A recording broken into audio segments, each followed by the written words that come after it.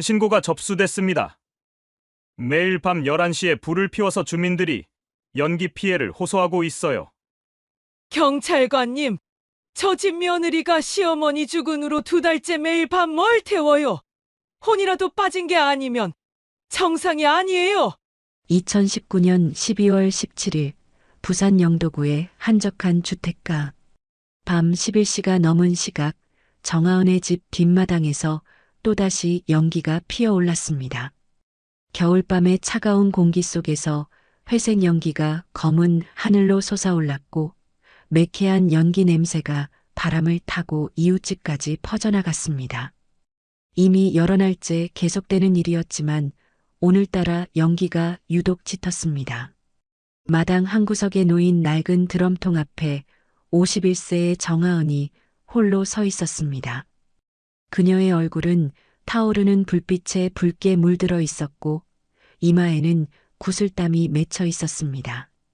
눈가에는 그을음이 까맣게 묻어 있었는데 눈물 자국과 뒤섞여 얼룩덜룩한 무늬를 만들고 있었습니다. 그녀의 손에는 연보라색 한복 저고리가 들려 있었습니다. 비록 세월의 흔적으로 빛이 바랬지만 보관 상태는 놀라울 정도로 깨끗했습니다. 마치 누군가 수십 년간 정성스럽게 관리해온 것처럼 보였습니다. 어머니, 오늘도 한 벌 더 보내드려요. 하은이 저고리를 가슴에 꼭 안으며 작게 중얼거렸습니다. 그녀의 목소리는 메말라 있었고 입술은 바짝 말라 갈라져 있었습니다. 이제 20벌 정도 남았어요. 조금만 더 기다려주세요. 어머니가 시킨 대로 다 하고 있어요.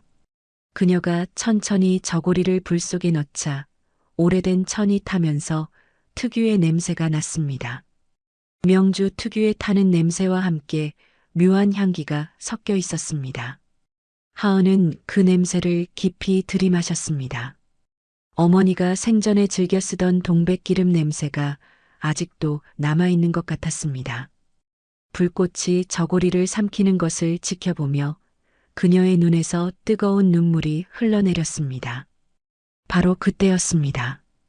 대문 밖에서 여러 사람의 발소리가 요란하게 들려왔습니다. 아줌마, 나와보세요. 굵은 남자 목소리가 담장을 넘어 들려왔습니다. 곧이어 대문을 두드리는 소리가 요란하게 울렸습니다. 하은이 놀라 돌아보는 순간 대문이 벌컥 열렸습니다. 경찰 제복을 입은 2명의 경찰관과 이웃 주민 5~6명이 우르르 마당으로 들어왔습니다. 선두에 선 젊은 경찰관이 드럼통에서 피어오르는 연기를 가리키며 엄한 목소리로 말했습니다. 신고가 접수됐습니다. 일주일째 매일 밤 불을 피운다고요. 주거 지역에서 무단 소각은 불법입니다. 게다가 화재 위험까지 있어서 확인차 왔습니다. 옆집에 사는 김씨 할머니가 흥분한 목소리로 앞으로 나섰습니다. 70대로 보이는 그녀는 밤 11시가 넘었는데도 외출복 차림이었습니다. 경찰관님, 저 집 며느리가 정말 이상해요. 시어머니 돌아가신 지 2달이나 됐는데 매일 밤 11시만 되면 마당에서 뭘 태워요. 연기가 우리 집까지 들어와서 창문도 못 열고 빨래에도 냄새가 배서 큰일이에요. 그것도 한두 벌도 아니고 맞은편 집에 사는 박씨 아저씨가 담배를 피우며 거들었습니다. 제가 매일 확인했는데 벌써 50일째예요. 도대체 옷이 몇 벌이나 되는 거야? 100벌은 넘는 것 같던데. 그 할머니가 옷 장사라도 했나? 나이 든 경찰관이 하은을 날카로운 눈빛으로 바라봤습니다. 40대 후반으로 보이는 그는 경험이 많아 보였습니다. 정하은 씨 맞으시죠? 주민들 신고가 계속 들어오고 있습니다. 정확히 설명 좀 해주시겠어요? 왜 매일 밤 같은 시간에 불을 피우시는 겁니까? 하은이 천천히 고개를 들었습니다. 그녀의 눈가에 눈물이 가득 맺혀 있었고 입술이 파르르 떨리고 있었습니다. 죄송합니다. 시어머니 유품을 정리하고 있어서 연기로 피해를 드려서 정말 죄송합니다. 유품 정리는 이해합니다. 젊은 경찰관이 수첩을 꺼내며 말했습니다. 하지만 2달째 매일 밤이라니 상식적으로 이해가 안 됩니다. 고인의 옷이 그렇게 많았습니까? 설령 많다 해도 한 번에 정리하지 왜 매일 한 벌씩 태우시는 겁니까? 하은의 손이 미세하게 떨렸습니다. 드럼통 속에서는 여전히 불꽃이 타오르고 있었고 연보라색 저고리가 서서히 검은재로 변해가고 있었습니다. 그녀는 깊은 숨을 들이쉬며 입을 열었습니다. 어머니가 돌아가시기 전에 부탁하신 일이에요. 무슨 부탁입니까? 나이든 경찰관이 의심스러운 눈빛으로 물었습니다. 정확히 말씀해 주세요. 하은이 드럼통의 불꽃을 바라보며 떨리는 목소리로 말했습니다. 돌아가시기 일주일 전이었어요. 어머니가 저를 불러서 말씀하셨어요. 당신이 돌아가시면 옷을 모두 태워달라고. 한 번에 태우지 말고 매일 밤 11시에 한 벌씩 태워달라고 하셨어요. 그게 무슨 황당한 부탁이야? 박씨 아저씨가 담배를 버리며 코웃음을 쳤습니다. 말이 되는 소리를 해야지. 왜 하필 11시야? 그리고 왜 한 벌씩이야? 젊은 경찰관이 수첩에 뭔가를 적으며 물었습니다. 정확히 언제부터 이러신 겁니까? 어머니가 돌아가신 다음 날부터요. 10월 18일부터 시작했어요. 하은의 목소리가 점점 작아졌습니다.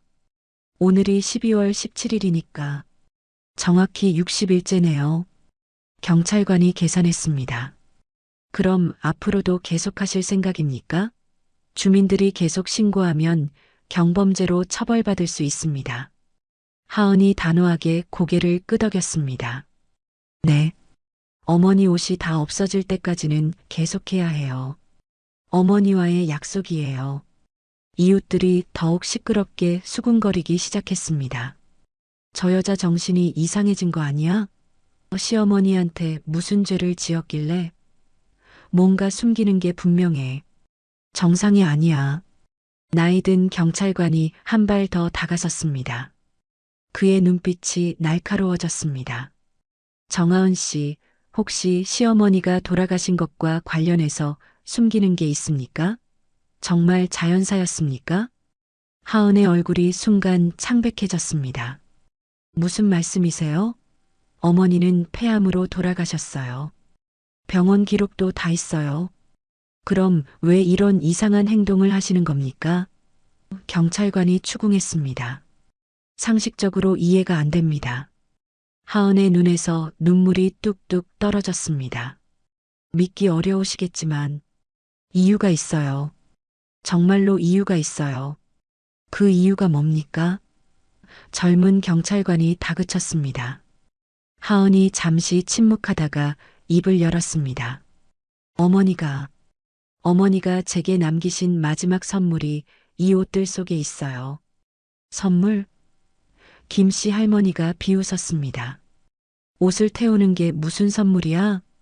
하은이 김씨 할머니를 똑바로 바라봤습니다. 그녀의 눈빛에는 32년간의 세월이 담겨 있었습니다.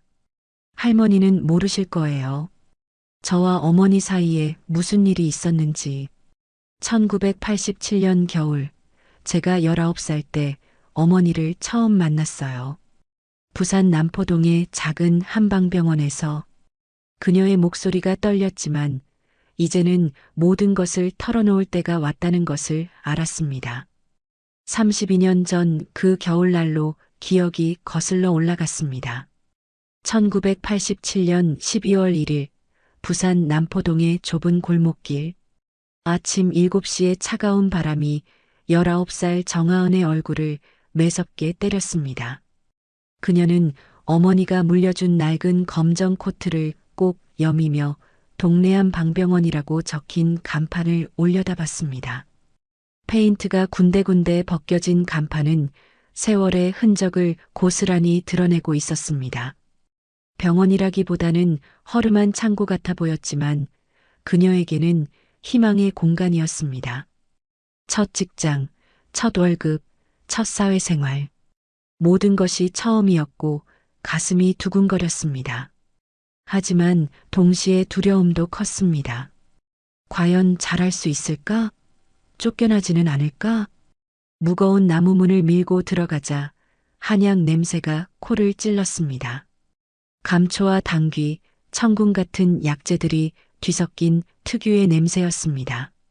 대기실에는 벌써 환자 몇 명이 앉아 있었고 카운터 뒤에는 중년 여성이 서류를 정리하고 있었습니다. 이름이 뭐라고?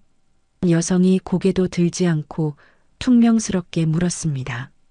짙은 화장에 파마머리를 한 그녀는 자신을 원장 부인이라고 소개했는데 날카로운 눈매가 사람을 주눅 들게 만들었습니다.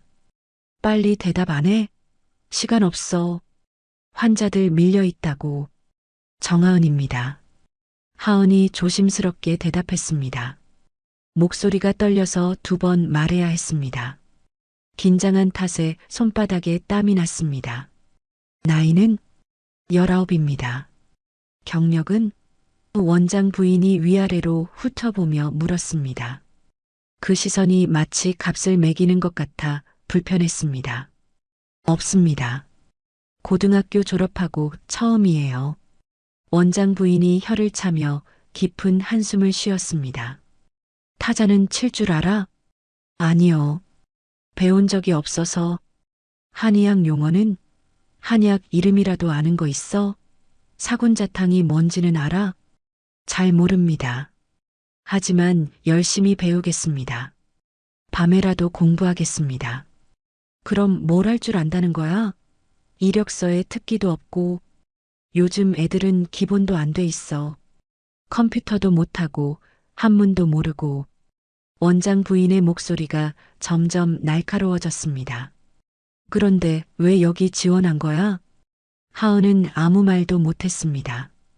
부산 변두리 김해의 가난한 농가에서 자란 그녀가 할 줄 아는 거라곤 농사일과 집안일 뿐이었습니다. 하지만 일자리가 절실했습니다. 아버지가 친구 보증을 잘못 써서 집과 땅을 모두 날린 후 어머니는 식당 일을 하시고 남동생은 고등학교를 중퇴하고 공장에 다니고 있었습니다. 여동생은 이모네 집에 맡겨져 있었습니다. 그녀도 돈을 벌어야만 했습니다. 가족을 위해서라도 일단 한 달 수습으로 써보고 결정하지. 월급은 30만 원이야. 점심은 알아서 해결하고 아침 7시 반까지 출근, 저녁 7시 퇴근. 토요일은 오전만 근무. 일요일은 쉬는 날. 지각하면 일당 깎을 거야. 불만 있어? 원장 부인이 차갑게 말했습니다. 30만 원. 1987년 당시로는 적은 돈이 아니었지만 남포동 쪽방 월세 15만 원에 교통비, 생활비를 빼면 남는 게 거의 없을 것 같았습니다. 그래도 하은은 90도로 깊이 인사했습니다. 감사합니다. 정말 열심히 하겠습니다. 실망시키지 않겠습니다. 말로만 하지 말고 행동으로 보여줘. 원장 부인이 차갑게 말했습니다. 일단 탕전실부터 청소해. 걸레랑 대걸레는 창고에 있어. 첫날부터 일은 상상 이상으로 힘들었습니다. 아침에는 병원 전체를 청소해야 했습니다. 대기실, 진료실, 탕전실, 화장실까지. 바닥을 닦고 유리창을 닦고 약장을 정리하는 일이 끝나면 벌써 진료 시간이었습니다.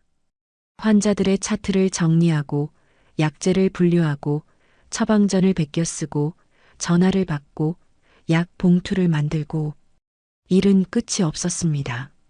한의학 용어들은 외계어처럼 어려웠습니다. 귀비탕, 보중이끼탕, 팔물탕. 이름도 생소한 처방들이 수십 가지였고 처방전에 적힌 한자는 하나도 읽을 수가 없었습니다. 원장 부인은 실수할 때마다 호통을 쳤습니다. 이것도 모르면서 병원에서 일해? 팔물탕이 뭔지도 몰라. 여자들이 먹는 보약이잖아. 처방전 베껴 쓰는 것도 제대로 못해? 글씨가 왜 이렇게 삐뚤빼뚤해? 환자들도 신입인 그녀를 무시하기 일쑤였습니다. 나이든 할머니들은 반말을 했고 아저씨들은 하대했습니다. 아가씨, 이것도 모르면서 병원에서 일해? 처방전도 못 읽으면서? 원장님 어디 계시냐고 물어봤잖아. 귀가 먹었어? 빨리 대답해. 하루 종일 시달리다 보니 점심시간이 되어도 밥맛이 없었습니다. 아니, 사실은 점심을 먹을 돈이 아까웠습니다. 한 달 월급 30만 원에서 방세 15만 원을 빼면 15만 원. 하루 5천 원으로 살아야 했는데 점심값 1,000원도 아꼈습니다. 그 돈이면 저녁에 라면 3개를 살 수 있었으니까요. 아침은 늘 굶었고 점심도 굶고 저녁에만 라면 1개나 김밥 1줄로 때웠습니다. 그렇게 일주일이 지난 12월 8일 화요일, 하은은 여느 때처럼 점심시간에 수돗물만 마시고 있었습니다. 탕전실 구석에 쪼그리고 앉아서 찬물로 배를 채우고 있었는데 배에서 계속 꼬르륵 소리가 났습니다. 아침도 걸은 터라 어지러움까지 느껴졌지만 참을만 했습니다. 어려서부터 배고픔에는 익숙했으니까요. 아버지가 망하기 전에도 넉넉하지는 않았고 하루 한 끼 먹는 날도 많았습니다. 아가씨, 점심 안 먹어? 갑작스러운 목소리에 하은이 화들짝 놀라 고개를 들었습니다. 70대로 보이는 할머니 한 분이 따뜻한 눈빛으로 그녀를 내려다보고 있었습니다. 머리는 백발이었지만 단정하게 빗어 올렸고 고운 옥색 치마 저고리를 입고 계셨습니다. 얼굴에는 깊은 주름이 패여 있었지만 눈가에는 웃음기가 서려 있었습니다. 손에는 보자기에 싼 도시락통을 들고 있었습니다. 아, 네. 배가 안 고파서요. 하은이 황급히 일어서며 거짓말을 했습니다. 환자한테 이런 초라한 모습을 보이면 안 된다고 생각했습니다. 금방 먹을 거예요. 할머니가 빙그레 웃었습니다. 배 안 고픈 게 어디 있어. 젊은 사람이. 내가 다 들리는데 아까부터 배에서 꼬르륵 소리가 요란하게 나던데? 거짓말하지 마. 하은의 얼굴이 새빨개졌습니다. 들켰다는 생각에 부끄러워서 고개를 들 수가 없었습니다. 죄송해요. 제가 시끄럽게 해서 미안할 게 뭐 있어. 젊어서 고생하는 게 뭐가 죄야. 할머니가 하은의 손을 잡았습니다. 따뜻하고 거친 손이었습니다. 농사를 지어본 사람의 손 같았습니다. 자, 이거 먹어. 할머니가 보자기를 풀어 도시락통을 열었습니다. 따뜻한 김밥 2줄이 가지런히 놓여 있었습니다. 단무지의 노란색, 시금치의 초록색, 계란의 노란색이 조화를 이루고 있었습니다. 오늘 아침에 만들었는데 너무 많이 만들었어. 혼자 못 먹으니까 같이 먹자. 나도 점심 아직이거든. 아니에요, 괜찮아요. 할머니 드세요. 저는 정말 괜찮아요. 하은이 손사래를 쳤습니다. 하지만 속으로는 너무나 먹고 싶었습니다. 김밥 냄새가 너무 좋아서 침이 고였습니다. 괜찮긴 뭐가 괜찮아. 음식 남겨서 버리는 게 더 죄야. 어서 받아. 할머니가 김밥을 하은의 손에 강제로 쥐어줬습니다. 내가 먹어보라고 하면 먹는 거야. 어른 말 안 들을 거야? 안 먹으면 섭섭해할 거야. 김밥을 받아든 순간 하은의 눈에 눈물이 핑 돌았습니다. 따뜻한 김밥에서 나는 참기름 냄새, 단무지와 시금치, 계란지단 냄새가 코끝을 자극했습니다. 언제 마지막으로 제대로 된 김밥을 먹어봤는지 기억도 나지 않았습니다. 아마 엄마가 만들어준 김밥이 마지막이었을 겁니다. 그것도 3년 전 일이었습니다. 고맙습니다. 정말 고맙습니다. 할머니, 하은이 떨리는 목소리로 말했습니다. 눈물이 뚝뚝 떨어졌습니다. 너무 감사해서, 너무 따뜻해서 눈물이 멈추지 않았습니다. 울기는 왜 울어? 김밥 하나 가지고 먹으면서 울면 체해. 할머니가 하은의 등을 토닥였습니다. 천천히 먹어. 많이 있으니까. 하은이 김밥을 한 입 베어 물자 입안에 고소한 맛이 퍼졌습니다. 너무 맛있어서 또 눈물이 났습니다. 정성스럽게 만든 음식이라는 걸 한 입에 알 수 있었습니다. 밥알 하나하나가 적당히 간이 되어 있었고 속 재료도 푸짐했습니다. 할머니는 그런 하은을 흐뭇하게 바라보며 자신도 김밥을 먹기 시작했습니다. 천천히 먹어. 목 멜라. 물도 마시면서 먹어. 너무 맛있어요. 진짜 너무 맛있어요. 이렇게 맛있는 김밥은 처음이에요. 아이고, 별것도 아닌 걸 가지고. 할머니가 웃었습니다. 이름이 뭐야? 정하은입니다. 예쁜 이름이네. 가을 하늘처럼 맑은 이름이야. 나는 최순자야. 이 병원에 20년째 다니고 있지. 20년이요? 하은이 놀랐습니다. 그렇게 오래요? 응. 허리가 안 좋아서 침 맞으러 다녀. 일주일에 2번씩. 화요일하고 금요일. 원장님이 실력이 좋거든. 덕분에 많이 좋아졌어. 순자가 웃으며 말했습니다. 그런데 하은이는 어디서 왔어? 부산 토박이는 아닌 것 같은데. 말투가 살짝 달라. 김해에서 왔어요. 시골이라 아실지 모르겠네요. 김해를 왜 몰라? 거기도 좋은 곳이지. 대동면? 상동면? 생림면이요. 아, 거기 알아. 무척 시골이지. 혼자 올라왔어? 순자가 걱정스럽게 물었습니다. 네. 남포동 고시원에서 지내요. 제일 싼 방이라 좁지만 잘만해요. 하은이 억지로 웃으며 말했습니다. 순자가 안쓰러운 눈빛으로 하은을 바라봤습니다. 힘들겠구나.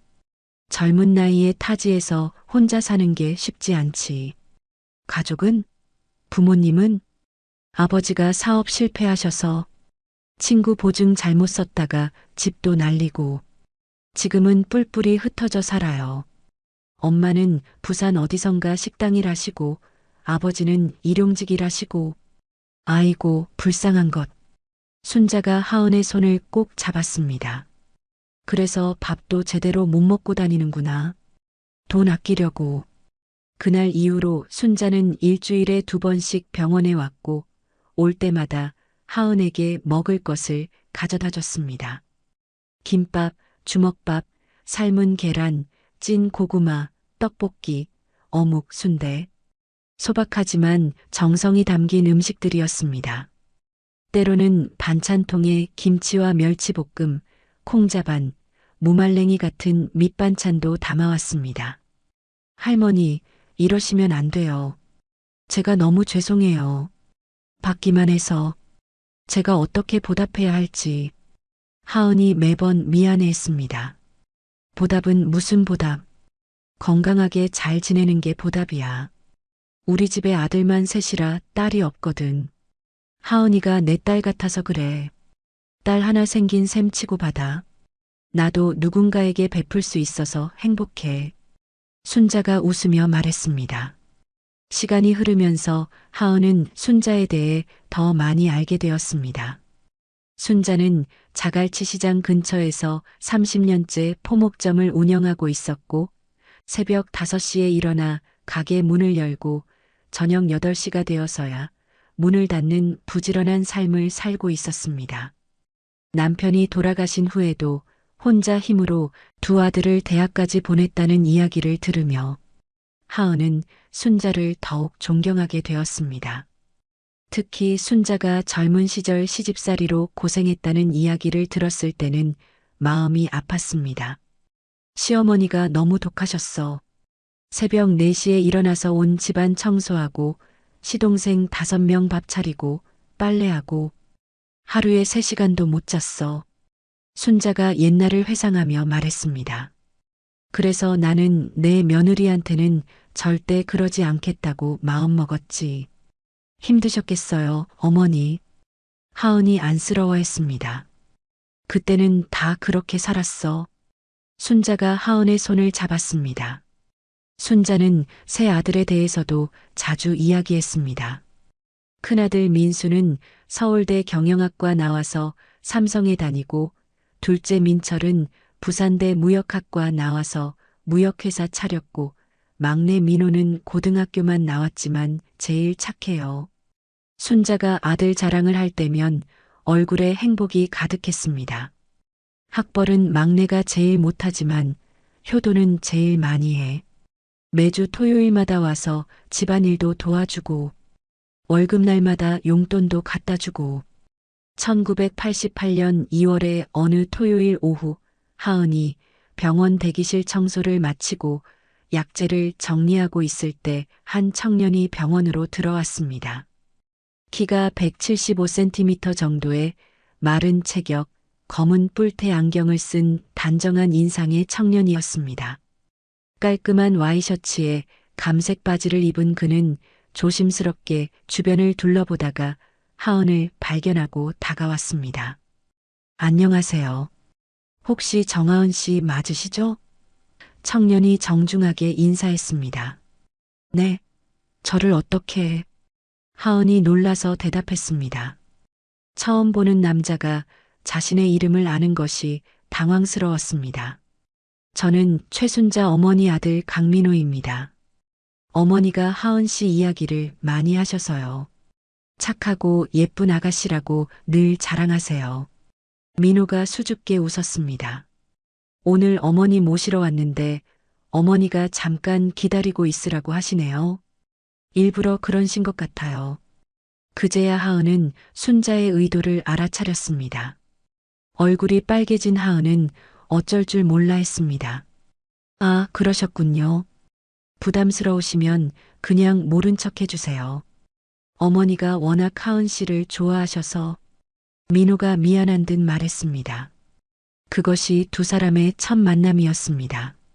순자는 일부러 진료 시간을 늦추고 두 사람이 대화할 시간을 만들어줬습니다. 처음에는 어색한 침묵이 흐르다가 민호가 먼저 입을 열었습니다. 어머니가 하은 씨를 친딸처럼 아끼시더라고요. 착하고 성실하다고 늘 칭찬하세요. 한방병원에서 일하는 게 힘든데도 불평 한마디 없다고. 할머니가 저한테 너무 잘해주셔서 오히려 제가 감사하죠. 제가 힘들 때 유일하게 도와주신 분이에요. 하은이 얼굴을 붉히며 대답했습니다. 혹시 시간 되시면 다음 주에 차 한잔 하실래요? 민호가 조심스럽게 물었습니다. 부담스러우시면 거절하셔도 됩니다. 아니에요. 좋아요. 하은이 작게 대답했습니다. 사실 민호의 첫인상이 나쁘지 않았습니다. 예의 바르고 진실해 보였습니다. 그렇게 시작된 만남은 점점 진지해졌습니다. 민호는 매주 토요일 오후마다 하은을 찾아왔고 두 사람은 남포동의 작은 다방에서 차를 마시며 이야기를 나눴습니다. 때로는 용두산 공원을 산책하기도 했고 자갈치 시장을 구경하기도 했습니다. 민호는 과묵했지만 따뜻한 사람이었고 하은의 어려운 처지를 이해하고 배려해줬습니다. 하은 씨, 혼자 사는 게 많이 힘드시죠? 고시원이 너무 좁다고 들었어요. 민호가 걱정스럽게 물었습니다. 익숙해져서 괜찮아요. 어머니 덕분에 잘 지내고 있어요. 가끔 반찬도 주시고 김치도 주시고 제가 도울 수 있는 일이 있으면 말씀해 주세요. 어머니가 하은 씨를 가족처럼 생각하시니까 저도 그렇게 생각하고 싶어요. 6개월의 교제 끝에 민호가 청혼했습니다.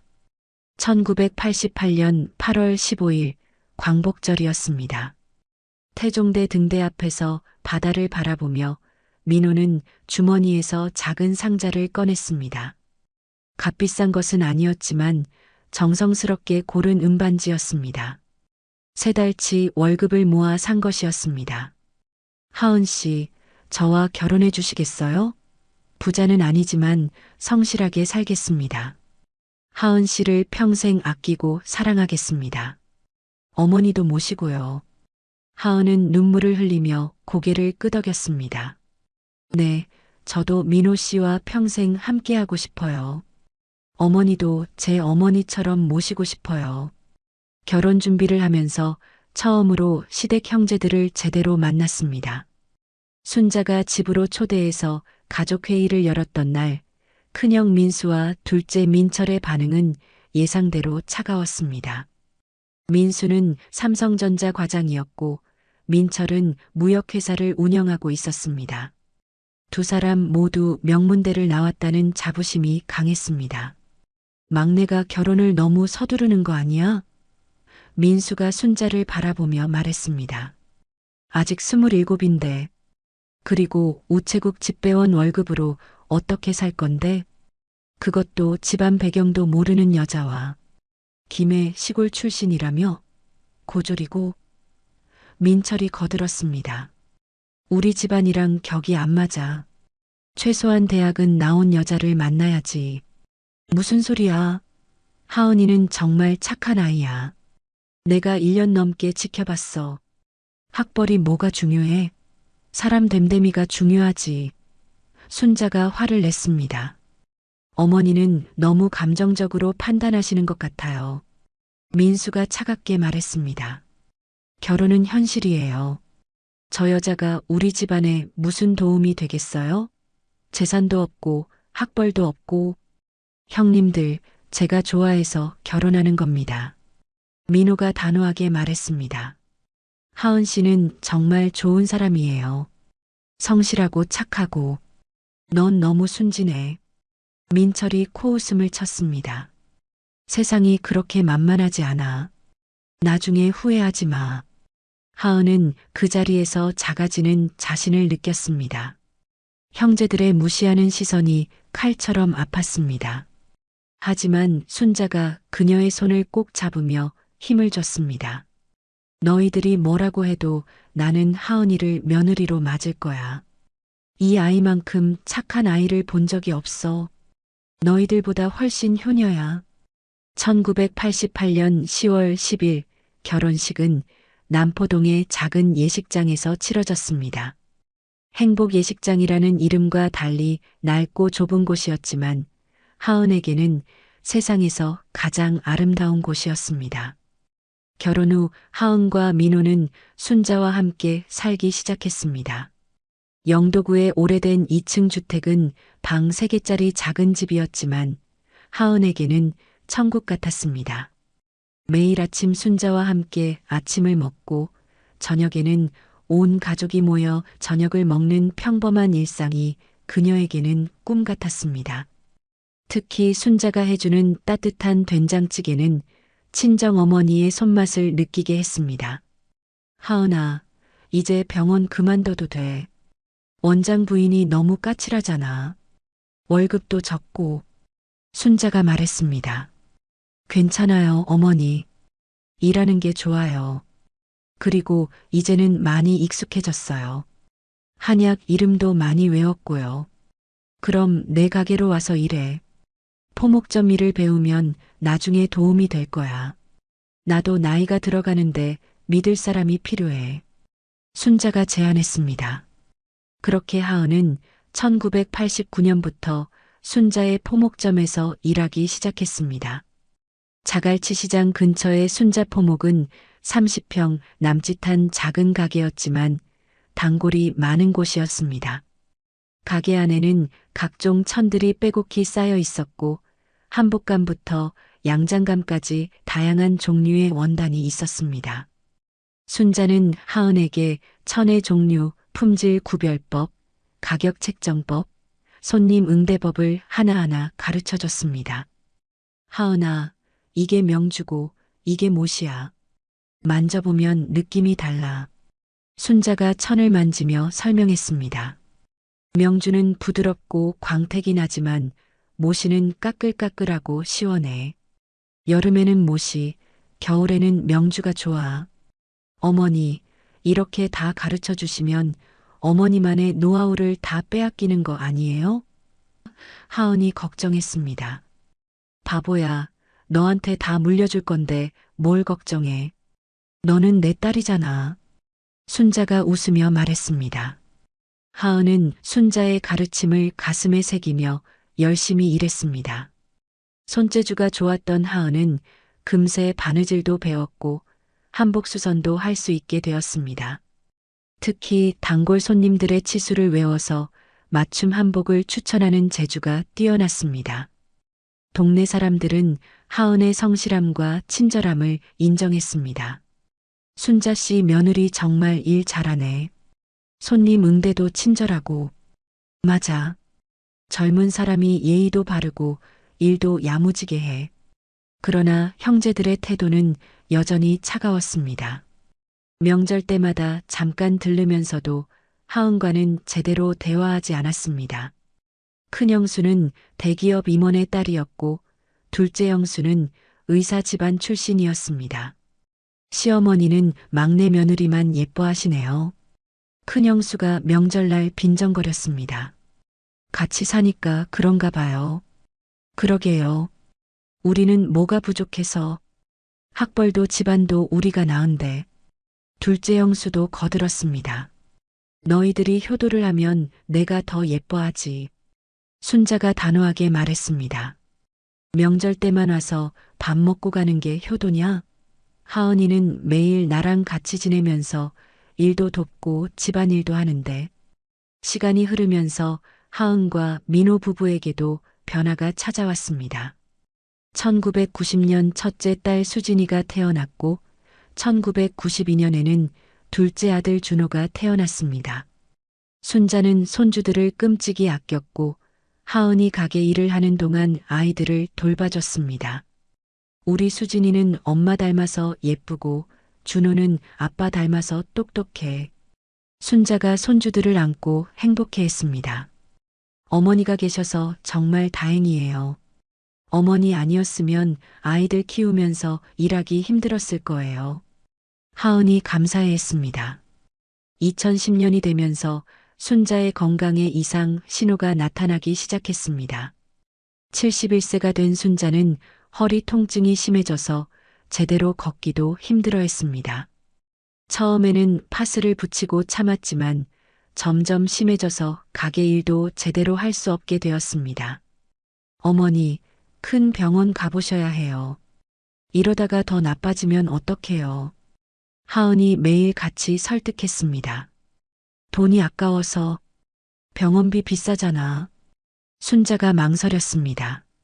돈보다 어머니 건강이 더 중요해요. 제발 병원 가요. 하은의 끈질긴 설득으로 결국 부산대학병원에서 정밀 검사를 받았습니다. 검사 결과는 충격적이었습니다.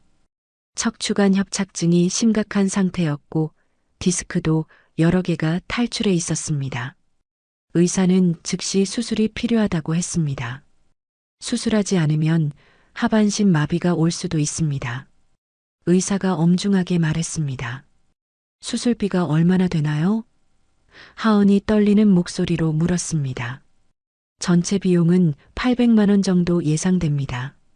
입원비, 수술비, 재활치료비 다 포함해서요. 800만 원.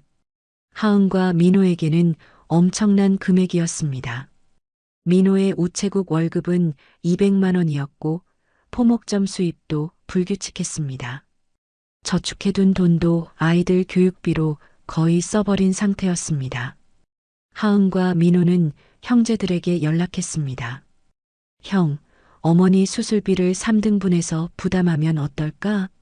민호가 전화로 조심스럽게 제안했습니다. 왜 3등분이야? 어머니 모시고 사는 건 너희잖아. 민수가 차갑게 말했습니다. 너희가 어머니 도움 더 많이 받고 살잖아. 형님, 그래도 어머니 수술비인데. 민호가 애원했습니다. 내 솔직히 말할게. 어머니가 막내네만 챙겨주잖아. 가게도 막내네가 쓰고 집도 같이 살고.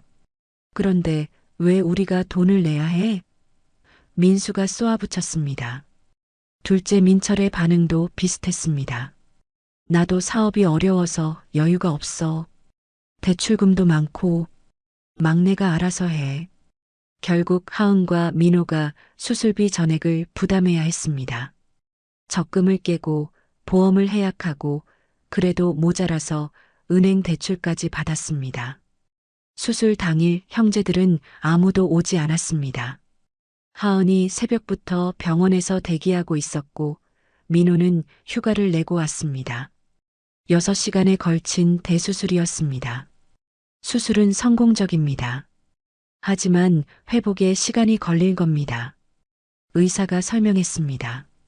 순자가 마취에서 깨어났을 때 첫 마디가 하은아 였습니다. 어머니, 여기 있어요. 수술 잘 끝났어요. 하은이 순자의 손을 잡고 울었습니다. 미안해. 돈 많이 들었지? 순자가 힘없이 말했습니다. 그런 말씀 마세요. 어머니가 건강하신 게 제일 중요해요. 회복 기간 동안 하은은 병원과 가게를 오가며 순자를 간호했습니다. 새벽에 병원에 가서 아침을 먹여드리고 가게에서 일하다가 점심때 다시 병원에 가고 저녁에는 집에서 아이들을 돌보고 하루가 48시간이라도 모자랄 지경이었습니다. 그런데 형제들은 병원비 한 푼 도와주지 않았으면서도 요구사항은 많았습니다. 어머니가 퇴원하시면 집 정리 좀 해야겠어. 너무 낡았어. 민수가 병문안 왔다가 말했습니다.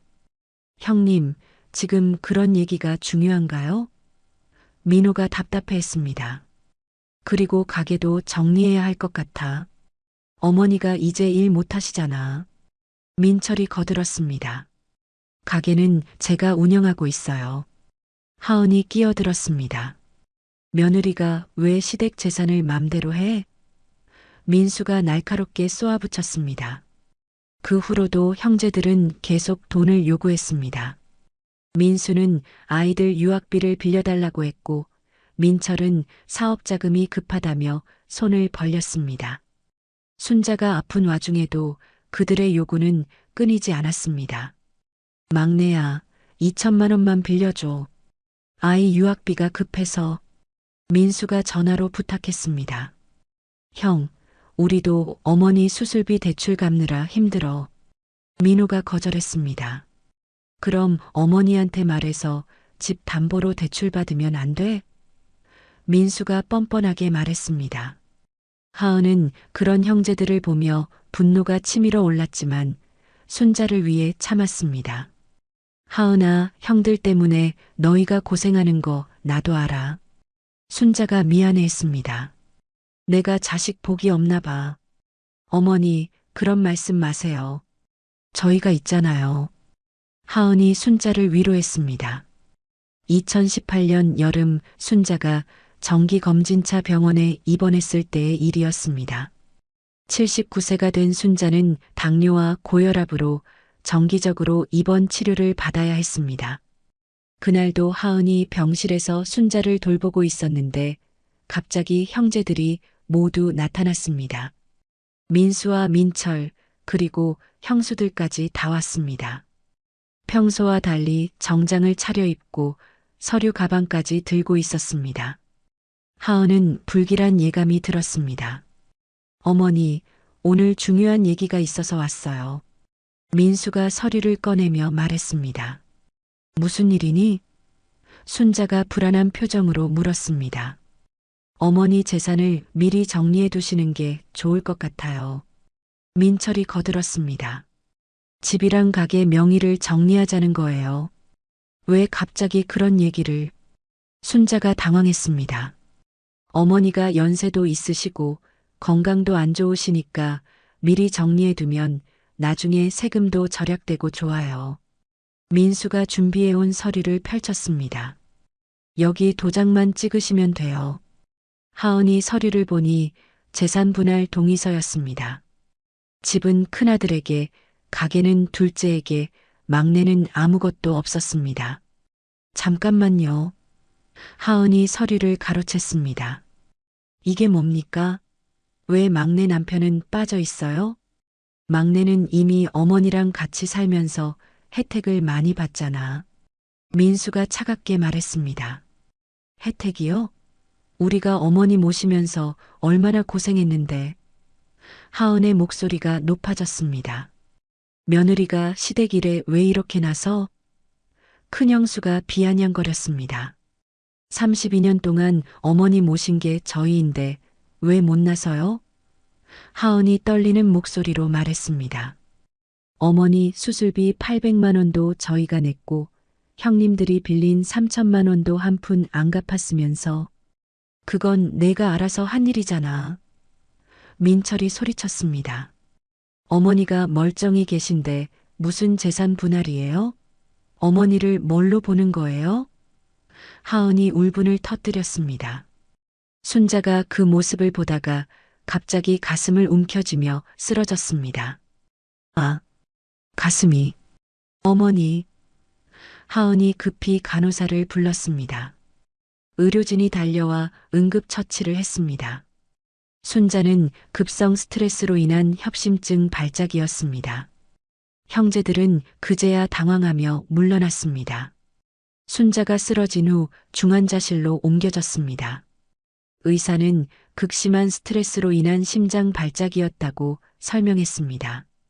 다행히 생명에는 지장이 없었지만 앞으로 절대 흥분하거나 스트레스를 받으면 안 된다고 경고했습니다. 형제들은 어머니가 쓰러지자 슬그머니 병원을 빠져나갔습니다.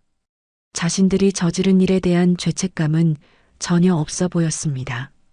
어머니. 하은이 중환자실 유리창 너머로 순자를 바라보며 울었습니다. 산소호흡기를 한 채 누워있는 시어머니의 모습이 너무 안쓰러웠습니다. 제가 막았어야 했는데, 미리 눈치채고 형님들을 막았어야 했는데, 당신 잘못이 아니야. 민호가 아내를 위로했습니다. 형들이 너무한 거지. 3일 후 순자가 의식을 회복했습니다. 하은이 처음으로 면회를 갔을 때 순자는 힘겹게 하은의 손을 잡았습니다. 하은아, 미안해. 순자의 목소리가 갈라졌습니다. 어머니, 왜 저한테 미안하세요? 제가 미안하죠. 제가 형님들을 막았어야 했는데. 하은이 울먹였습니다. 아니야. 내가 자식들을 잘못 키웠어. 너희만 고생시키고. 순자의 눈에서 눈물이 흘러내렸습니다. 그날 이후 순자는 눈에 띄게 달라졌습니다. 처음에는 단순한 우울증인 줄 알았습니다. 말수가 줄고 밥도 잘 먹지 않고 하루 종일 멍하니 앉아있는 날이 많아졌습니다. 하은이 아무리 말을 걸어도 대답이 없을 때가 많았습니다. 어머니, 제가 된장찌개 끓였어요. 어머니 좋아하시는 거. 하은이 밥상을 차려왔습니다. 순자는 멍하니 창밖만 바라봤습니다. 어머니, 밥 드셔야죠. 하은이 걱정스럽게 순자를 흔들었습니다. 하은이 왔구나. 밥은 아까 먹었는데. 순자가 혼란스러운 표정을 지었습니다. 아까가 언제인데요? 아침부터 아무것도 안 드셨잖아요. 하은은 불안한 마음에 순자를 다시 병원에 데려갔습니다. 신경과 검사 결과는 충격적이었습니다. 혈관성 치매 초기 증상입니다. 의사가 진단했습니다. 극심한 스트레스가 뇌혈관에 영향을 준 것 같습니다. 일반 치매보다 진행이 빠를 수 있습니다. 치매라니. 어머니가. 하은이 믿을 수 없다는 표정으로 의사를 바라봤습니다. 약물 치료로 진행을 늦출 수는 있지만 완치는 어렵습니다. 가족들의 보살핌이 가장 중요합니다. 하은은 절망했지만 포기하지 않았습니다. 매일 순자와 함께 산책을 하고 옛날 사진을 보여주며 기억을 되살리려 노력했습니다. 하지만 순자의 상태는 점점 나빠졌습니다. 하은아, 우리 아버지 언제 오니? 순자가 갑자기 물었습니다. 40년 전에 돌아가신 시아버지를 찾는 것이었습니다. 어머니, 아버지는. 하은이 말을 잇지 못했습니다. 아버지가 저녁 안 먹고 어디 갔어? 빨리 찾아와야 하는데. 순자가 불안해했습니다. 어떤 날은 하은을 알아보지 못했습니다. 당신 누구야? 우리 집에 왜 있어? 순자가 하은을 경계하며 물었습니다. 어머니, 저 하은이에요. 며느리 하은이. 하은이 울먹이며 설명했습니다. 며느리? 우리 아들이 결혼했어? 언제? 순자가 혼란스러워했습니다. 가장 가슴 아픈 것은 순자가 이상한 행동을 하기 시작한 것이었습니다. 특히 밤마다 옷장을 뒤지는 버릇이 생겼습니다. 새벽 2시, 3시에 일어나서 옷장을 열고 옷을 하나씩 꺼내서 만지작거렸습니다. 어머니, 무엇을 찾으세요? 하은이 물었습니다. 숨겨야 해. 다 숨겨야 해. 순자가 중얼거렸습니다. 뭘 숨기려고 하세요? 애들이 가져갈라. 다 가져갈라. 순자의 눈에 공포가 서려 있었습니다. 하은은 순자가 무슨 말을 하는지 이해할 수 없었습니다. 그저 치매 증상의 하나라고 생각했습니다. 순자는 계속해서 옷들을 만지고 주머니를 뒤지고 옷 안감을 확인했습니다. 마치 무언가를 찾거나 숨기려는 것 같았습니다. 하은아, 내 옷들 잘 간수해야 해. 순자가 가끔 정신이 돌아왔을 때 하은의 손을 꽉 잡고 말했습니다. 절대 버리면 안 돼. 알았지? 네, 어머니. 걱정 마세요. 제가 다 잘 보관할게요. 하은이 약속했습니다. 2019년 봄 순자의 상태가 급격히 나빠졌습니다. 이제는 화장실도 혼자 가지 못했고 밥도 떠먹여 드려야 했습니다. 하은은 가게 문을 닫고 순자 간병에만 전념했습니다. 민호도 퇴근 후에는 어머니 곁을 지켰습니다. 형제들은 여전히 무관심했습니다. 어머니가 치매에 걸렸다는 소식을 듣고도 병문안 한 번 오지 않았습니다. 치매 걸린 어머니 모시는 거 힘들지? 민수가 전화로 말했습니다. 요양원에 보내는 게 어때? 형님이 그런 말씀을 하시다니. 어머니를 요양원에 보낼 수 없어요. 민호가 단호히 거절했습니다. 그럼 알아서 해. 우리는 도와줄 수 없으니까. 민수가 차갑게 전화를 끊었습니다. 2019년 10월 15일 순자의 상태가 갑자기 악화되었습니다. 아침부터 숨을 가쁘게 쉬더니 점심때는 의식을 잃었습니다. 급히 병원으로 옮겼지만 의사는 고개를 저었습니다. 폐렴이 심하고 심장도 많이 약해지셨습니다. 오늘 밤이 고비일 것 같습니다. 하은과 민호는 형제들에게 연락했습니다. 이번에는 그들도 왔습니다. 어머니의 마지막이 될 수도 있다는 생각에 마지못해 온 것 같았습니다. 병실에서 순자는 산소호흡기에 의존한 채 가쁜 숨을 쉬고 있었습니다. 하은이 순자의 손을 꼭 잡고 있었고 민호는 어머니의 발을 주무르고 있었습니다. 어머니, 저 하은이에요. 알아보시겠어요? 하은이 눈물을 흘리며 말했습니다. 순자가 힘겹게 눈을 떴습니다. 그 순간 놀랍게도 순자의 눈빛이 맑아졌습니다. 마치 치매에서 잠시 벗어난 것 같았습니다. 하은아. 순자가 힘겹게 입을 열었습니다. 네, 어머니. 제가 여기 있어요. 하은이 순자의 손을 더 꽉 잡았습니다. 가까이 와. 순자가 손짓했습니다. 하은이 귀를 가까이 대자 순자가 떨리는 목소리로 속삭였습니다. 내 옷들 속에 평생 모은. 어머니, 무슨 말씀이세요? 하은이 물었습니다. 안감, 옷 안감에 다 숨겨놨어. 순자의 목소리가 점점 작아졌습니다. 너희 형들 오기 전에 다 태워. 어머니? 하은이 당황했습니다. 제발 다 태워버려. 형들이 알면 너희는 또. 순자가 하은의 손을 마지막 힘을 다해 꽉 쥐었습니다. 내가 진짜 내 딸이야. 사랑해. 그것이 순자의 마지막 말이었습니다. 밤 11시 정각, 순자는 조용히 눈을 감았습니다. 79년의 생을 마감한 것입니다. 어머니. 하은이 순자를 안고 오열했습니다. 어머니, 가지 마세요. 어머니. 민호도 눈물을 흘렸습니다. 형제들도 마지못해 눈물을 보였지만 그것도 잠시였습니다. 장례식은 3일장으로 치러졌습니다. 하은과 민호가 모든 것을 준비했고 형제들은 조문객 받는 일만 했습니다. 장례 비용도 당연히 막내 부부가 부담했습니다. 어머니 재산 정리는 어떻게 할 거야? 장례식이 끝나자마자 민수가 물었습니다. 형님, 어머니 장례식이 끝난 지 하루도 안 됐는데. 민호가 불쾌해했습니다. 현실적인 문제잖아. 집이랑 가게 처분해야지. 민철이 거들었습니다. 그건 나중에 얘기하죠. 하은이 차갑게 말했습니다.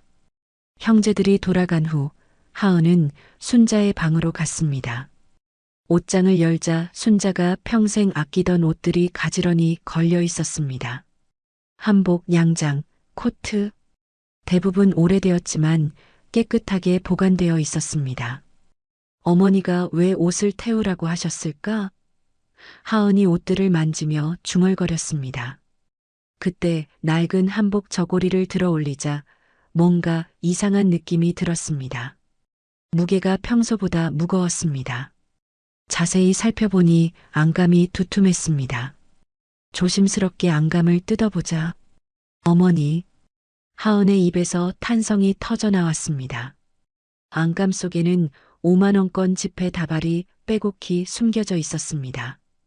떨리는 손으로 다른 옷들도 확인해 보니 모든 옷의 안감에 돈이 숨겨져 있었습니다. 하은은 믿을 수 없다는 표정으로 방바닥에 앉아 있었습니다. 손에 들린 한복 저고리의 안감에서 방금 꺼낸 5만 원권 지폐 다발이 떨리는 손 위에 놓여 있었습니다. 순자가 돌아가시기 직전에 남긴 그 말이 이제야 이해가 되었습니다.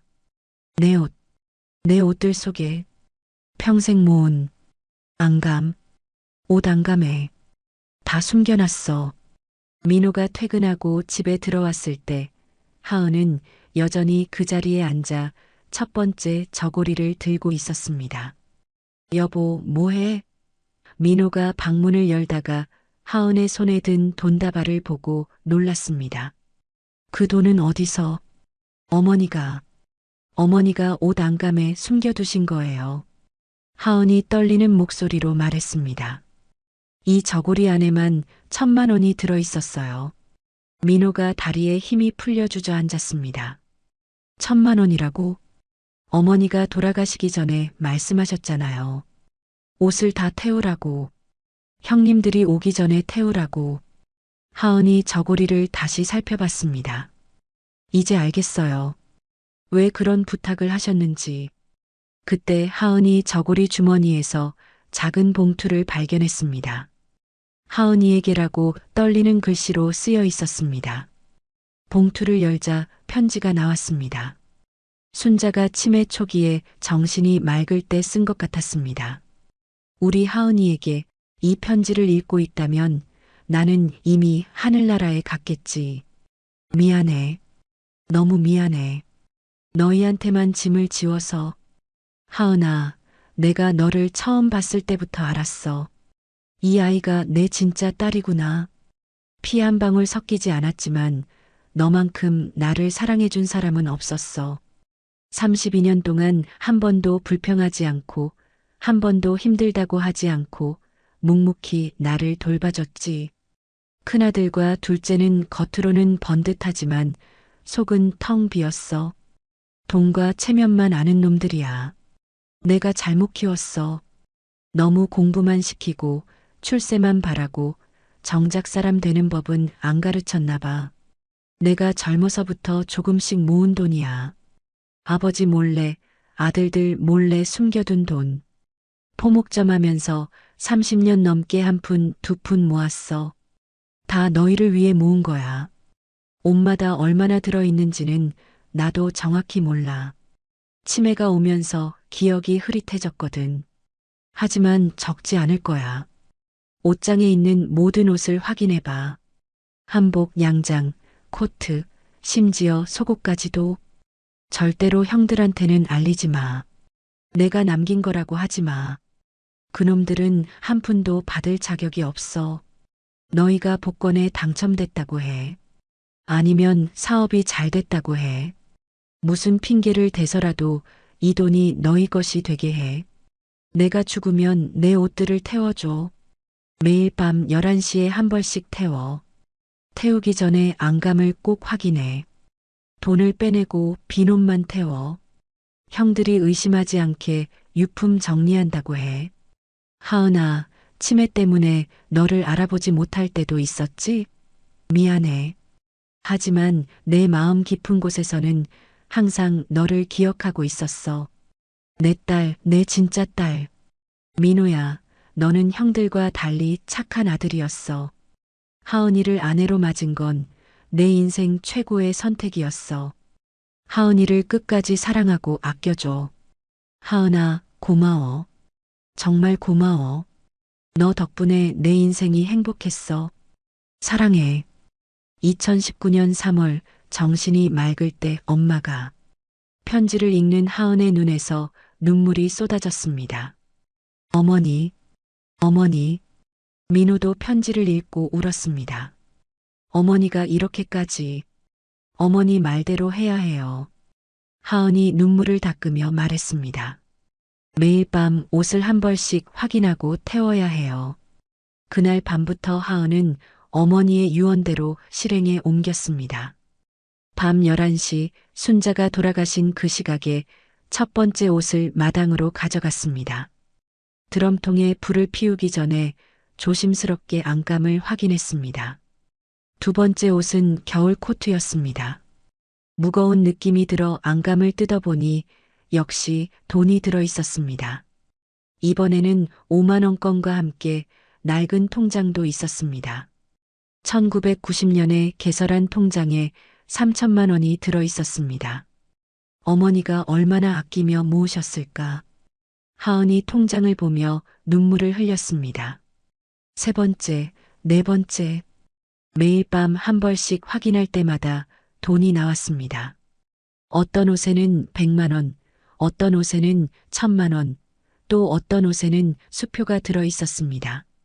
하은은 돈을 집 금고에 보관하고 빈 옷만 태웠습니다. 일주일이 지나자 이웃들이 수군거리기 시작했습니다. 정신의 집에서 매일 밤 뭘 태우는데? 유품 정리하나 봐. 시어머니 돌아가셨잖아. 그래도 매일 밤은 좀 이상한데. 하은은 이웃들의 시선을 의식하면서도 멈출 수 없었습니다. 10번째 날 밤 순자가 가장 아끼던 명절 한복을 확인했을 때 놀라운 것을 발견했습니다. 안감이 특별히 두꺼웠고 그 안에는 1억이 넘는 현금이 빼곡히 들어 있었습니다. 이렇게 많이. 민호가 숨을 삼켰습니다. 한편 형제들은 재산 분할을 서두르기 시작했습니다. 어머니가 돌아가신 지 일주일도 안 되어서 집에 찾아왔습니다. 이제 집이랑 가게 정리해야지. 민수가 서류를 들고 왔습니다. 감정평가 받아봤는데 집은 3억, 가게는 2억 정도 나온대. 5억을 3등분하면 1인당 1억 6천만 원 정도네. 민철이 계산기를 두드렸습니다. 하은은 속으로 생각했습니다. 지금까지 나온 돈만 해도 5억이 넘는데. 알겠어요. 그렇게 하세요. 하은이 담담하게 말했습니다. 대신 유품 정리는 저희가 할게요. 유품? 뭐가 나가는 거라도 있어? 민수가 의심스럽게 물었습니다. 옷이랑 생활용품 뿐이에요. 추억이 담긴 물건들이라 저희가 정리하고 싶어요. 하은이 침착하게 대답했습니다. 뭐, 그러든지. 민철이 관심 없다는 듯 말했습니다. 형제들이 돌아간 후 하은은 더욱 조심스럽게 일을 진행했습니다. 20번째 날 순자의 결혼 한복을 확인했을 때 또 다른 편지를 발견했습니다. 하은아, 이 한복은 내 결혼할 때 입었던 거야. 가장 행복했던 날의 옷이지.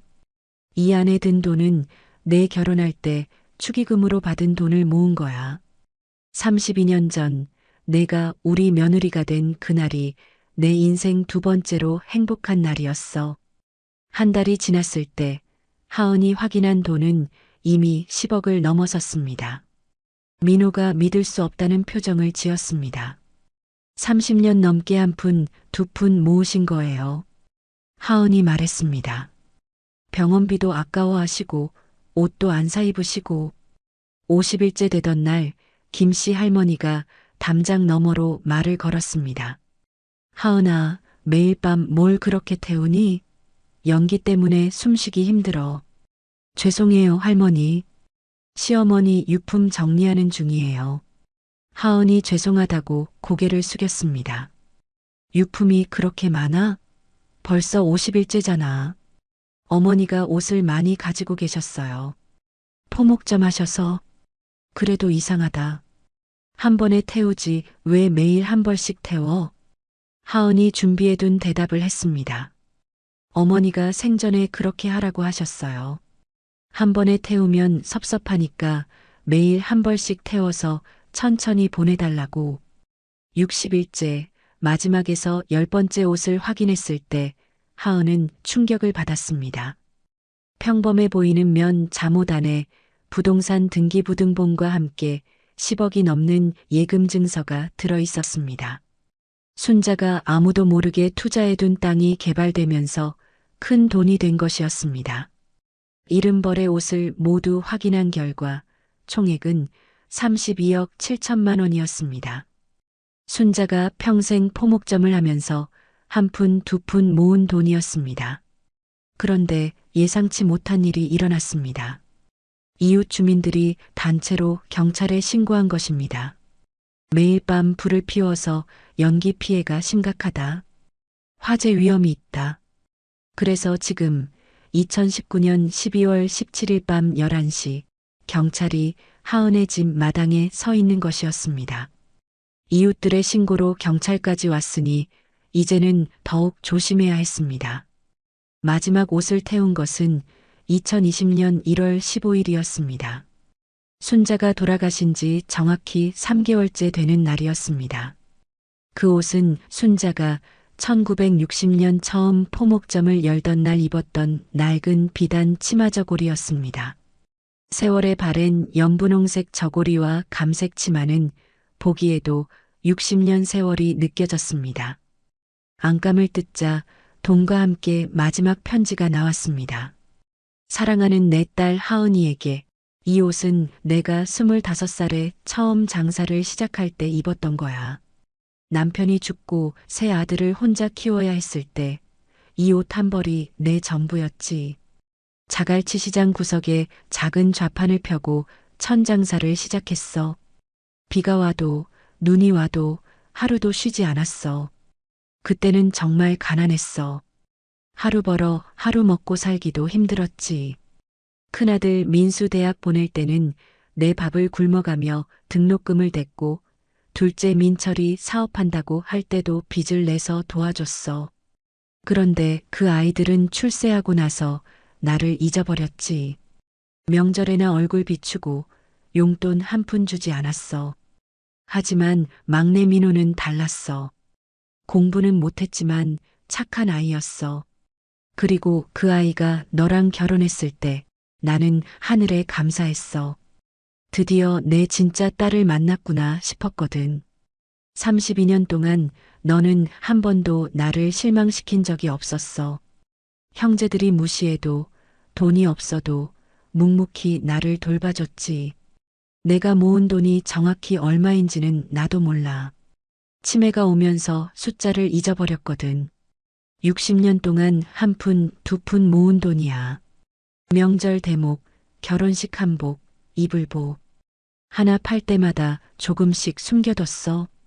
통장도 여러 개 만들고 현금도 옷 안에 숨기고 형들이 알면 다 빼앗아 갈까봐 무서웠거든. 이 돈으로 잘 살아. 하지만 사치하지는 마. 나처럼 검소하게 살되 필요한 곳에는 아끼지 마. 특히 어려운 사람들을 도와줘. 시집살이로 고생하는 며느리들, 혼자 사는 노인들, 가난한 아이들. 내가 도움받았던 것처럼 너도 베풀며 살아. 형들이 어려워지면 도와줘도 돼. 하지만 절대 이 돈이 나한테서 나온 거라고는 말하지 마. 그들의 마지막 자존심마저 무너뜨리고 싶지 않아. 그래도 내 자식들이니까. 자갈치 시장을 잊지 마.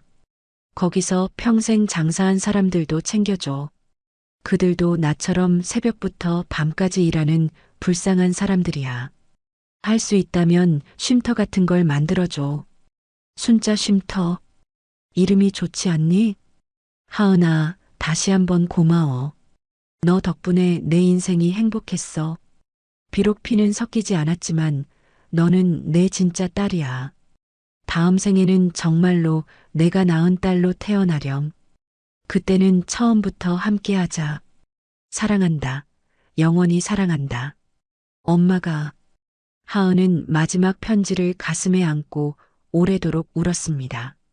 민호도 옆에서 함께 울었습니다. 새벽 공기는 차가웠지만 두 사람의 가슴은 뜨거웠습니다. 순자의 60년 인생이 32년의 고부정이 모두 이 순간에 응축되어 있었습니다. 어머니, 이제 정말 끝이에요. 하은이 마지막 옷을 불에 던지며 말했습니다. 어머니가 남기신 사랑 평생 잊지 않을게요. 어머니 말씀대로 살게요. 검소하게 살되 베풀며 살게요. 불꽃이 마지막 옷을 삼키는 것을 지켜보며 하은과 민호는 새로운 다짐을 했습니다. 32억이라는 거액을 어떻게 써야 할지, 어머니의 뜻을 어떻게 이어가야 할지 진지하게 계획을 세우기 시작했습니다. 6개월 후 하은과 민호는 온라인 쇼핑몰 순자의 옷장을 열었습니다. 포목점 노하우를 살려 전통과 현대를 접목한 생활한복을 만들어 판매했습니다. 사업은 예상외로 크게 성공했습니다. 순자가 평생 쌓아온 장사 노하우와 하은의 성실함이 만든 결과였습니다. 갑자기 사업이 이렇게 잘 되다니 대단하네. 민수가 전화로 말했습니다. 투자자라도 구했어? 열심히 했더니 운이 좋았어요.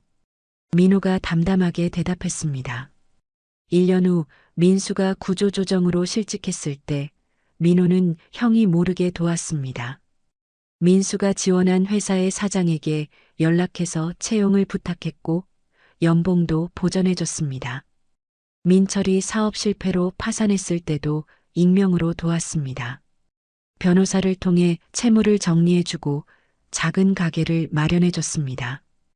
2022년 드디어 순자 쉼터가 문을 열었습니다. 자갈치 시장 근처 15억짜리 건물을 사서 완전히 리모델링했습니다. 1층 무료급식소에서는 매일 300명의 어르신이 따뜻한 밥을 먹었고 2층 쉼터에서는 독거노인들이 외로움을 달랬습니다. 3층 상담소에서는 며느리들이 고민을 털어놓았습니다. 개소식에는 부산시장을 비롯해 많은 사람들이 왔습니다. 특히 순자를 기억하는 시장 상인들이 많이 왔습니다. 순자 언니가 살아계셨으면 얼마나 좋아했을까. 이런 며느리를 둔 순자 언니가 진짜 복받은 거야. 형제들도 왔습니다. 이제는 많이 늙고 초라해진 그들이었지만 동생 부부의 성공을 진심으로 축하했습니다. 미안해, 정말 미안해. 민수가 하은의 손을 잡았습니다. 이제야 깨달았어. 누가 진짜 가족인지. 2024년 민수가 폐암 말기 진단을 받았을 때 하은과 민호는 모든 것을 제쳐두고 형을 돌봤습니다. 최고의 병원, 최고의 치료, 아낌없이 지원했습니다. 왜 이렇게까지 해주는 거야? 민수가 병상에서 물었습니다. 어머니가 원하셨을 거예요. 하은이 대답했습니다. 그래도 자식이라고. 2025년 현재 순자 쉼터는 전국 5개 지점으로 확장되었습니다. 연간 10만 명이 도움을 받고 있습니다. 하은은 매일 아침 순자의 영정 앞에 절을 합니다. 어머니, 32억이 이제는 320억의 가치가 되었어요. 모두 어머니 덕분이에요. 그리고 2019년 겨울밤을 떠올립니다. 경찰 앞에서 눈물로 호소했던 그날을. 이제 아시겠죠? 제가 왜 매일 밤 옷을 태웠는지, 그건 단순히 옷을 태운 게 아니에요. 어머니의 60년 인생을, 32년 사랑을, 32억의 정성을 하늘로 보내드린 거예요. 여러분, 오늘 정하은 씨의 이야기가 가슴에 와닿으셨나요? 때로는 피보다 진한 정이 있습니다. 32년간 한결같이 시어머니를 모신 며느리와 평생 모은 전 재산을 며느리에게 남긴 시어머니. 이들이 보여준 사랑은 우리에게 진정한 가족의 의미를 다시 생각하게 합니다. 오늘도 긴 이야기 들어주셔서 감사합니다. 다음에 더 좋은 이야기로 찾아뵙겠습니다.